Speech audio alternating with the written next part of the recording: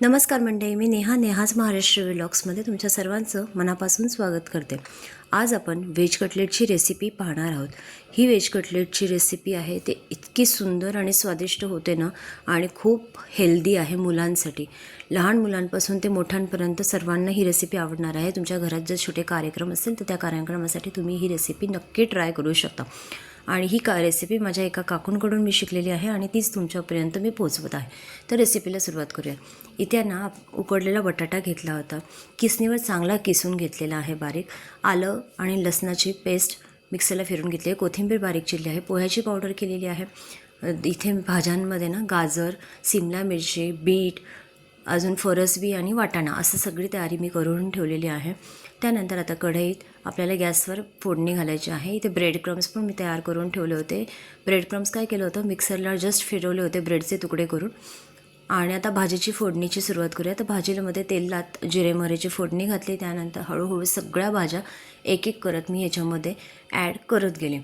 तर इथे ना पोह्याचा मी जो चुरा केला होता, पोह्याचा चुरा, तो मिक्सरला डायरेक्टली पोहे ना फिरवून घेतलेले आहेत आणि त्याची चुरा मी करून ठेवला आहे। तर इथे भाज्यांना सगळ्या आपल्याला 5 मिनटासाठी चांगल्या व्यवस्थित तेलावर वाफवून घ्यायच्या आहेत। जर तुम्हाला पाणी टाकायची आवश्यकता असेल तर थोडासा पाण्याचा सपका तुम्ही इथे मारू शकता। तर इथे मसाल्यांमध्ये ना मी लाल तिखट, किंचित हळद, धने पावडर आणि 1 चमचा गरम मसाला असं घेतलेलं आहे। थोडंसं मीठ टाकायचं, भाज्या चांगल्या परतून घ्यायच्या आणि मग याच्यामध्ये आपल्याला थोडंसं जे बीट होतं ना, ते बीट आता इथे मी घेतलेलं आहे।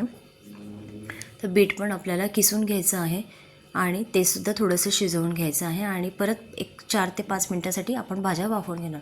तर ही आहे कॉर्नफ्लॉवरची स्लरी। तर आता इथे मी 2 चमचे कॉर्नफ्लॉवर घेतलेलं आहे आणि पाणी ॲड करून अशी पातळशी त्याची पेस्ट करून घेणार आहे।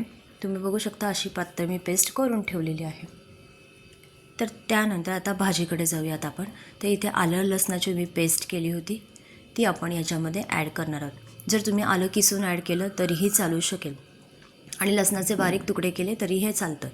आणि त्यानंतर उकडलेला जो बटाटा आहे तो आपण इथे ॲड करणार आहोत।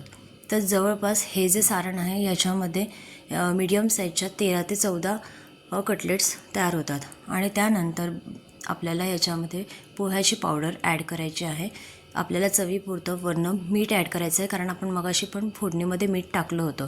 आणि सर्वात शेवटी भरपूर सारी कोथिंबीर आपल्याला इथे ॲड करायची आहे। कोथिंबीरनं एक फ्लेवर पण छान येतो आणि चव पण खूप सुंदर लागते। आणि थोडंसं कोमट झाल्यानंतर ना मी याच्यामध्ये ना लिंबाचा रस पिळलेला आहे आणि आता हाताने सगळं एकजीव करून घेणार आहे। जर तुम्हाला टेस्ट करून बघायचं असेल तर तुम्ही या स्टेजला ना भाजी कितपत तिखट झाली किंवा काय मीठ वगैरे त्याचं प्रमाण तुम्ही चेक करू शकता। तुम्हाला अजून तिखट हवं असेल तर याच्यातून थोडंसं तिखट तुम्ही वाढवू शकता। तर अशा प्रकारे आता आपण व्यवस्थित गोळा करून घ्यायचा। दोन्ही हाताला मी थोडंसं ना तेलाचा हात लावून घेणार आहे, जेणेकरून कटलेट हाताला चिटकू नये। आणि याचे ना आपल्याला आपण बटाटे वड्याला कशा पातळ हे करतो त्याप्रमाणेच आपल्याला याचे बारीक छोटे छोटे कटलेट्स करून घ्यायचे आहे। तर अशा प्रकारे मी माझे सर्व कटलेट्स करून घेते। तर हे कटलेट तुम्हाला ज्या आकारात द्यायचे असतील, ज्या शेपला द्यायचे असेल त्या शेपमध्ये तुम्ही कटलेटचा शेप देऊ शकता। तर अशा प्रकारे कटलेट्स आपले तयार झाले आहेत। जाऊयात पुढच्या प्रोसेसकडे। तर पुढे काय करायचं आहे आपल्याला, कॉर्नफ्लॉवरची ही जी स्लरी आपण केली होती, कॉर्नफ्लॉवरच्या स्लरीमध्ये एक एक आपल्याला कटलेट याच्यात डीप करून घ्यायचा आहे।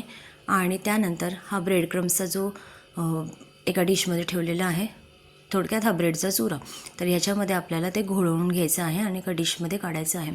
घोळवताना ना मी तुम्हाला अजून एक गोष्ट सांगेल, आपण जेव्हा असं घोळवून घेतो ना त्यानंतर ना हातावरनं, दोन्ही हातांच्या तळव्यावरनं थोडंसं उलटसुलट करून घ्यायचं, म्हणजे ते व्यवस्थित ब्रेड क्रम्स त्याला लागले जातं। तर आता अशा प्रकारे ब्रेड क्रम्स करून झालेले आहेत। तेल तापायला ठेवलं होतं, तेल चांगलं तापल्यानंतर आपल्याला याच्यामध्ये हे ब्रेड क्रम्स लावलेले कटलेट ॲड करायचे आहे आणि चांगलं डीप फ्राय करून घ्यायचं आहे। लगेच त्याला झारा लावायचा नाही किंवा चमचा लावायचा नाही। तुम्ही टाकल्यानंतर 3-4 मिनटं ना त्याची ती प्रोसेस जी आहे ना तळण्याची ती होऊ द्यायची आणि त्यानंतर त्याला चमच्याच्या सहाय्याने तुम्ही हात लावून पलटी करू शकता। तर अशा प्रकारे आपण व्यवस्थितपणे डीप फ्राय करून घेणार आहोत। तेल जेव्हा थंड होतं ना त्यानंतर आपल्याला हे कटलेट काढून घ्यायचे आहेत।